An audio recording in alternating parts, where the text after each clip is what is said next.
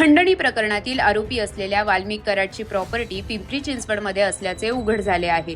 वाकडमधील एका इमारतीत वाल्मिक कराडचा कोट्यवधींचा फ्लॅट असल्याचे उघड झाले। वाल्मिक कराड आणि त्याच्या पत्नीच्या नावावर असलेला हा फ्लॅट इमारतीच्या 6व्या मजल्यावर आहे। 1 लाखांचा कर थकवल्याप्रकरणी वाल्मिक कराडच्या फ्लॅटच्या दरवाजावर कर संकलन विभागाकडून नोटीस लावण्यात आली आहे। कराडने थकबाकी न भरल्यास महानगरपालिका नेमकी काय कारवाई करते हे पाहणं महत्त्वाचं ठरणार आहे। बीड जिल्ह्यातील केज न्यायालयाने खंडणी प्रकरणातील आरोपी वाल्मिक कराडबाबत मंगळवारी मोठा निर्णय दिला आहे।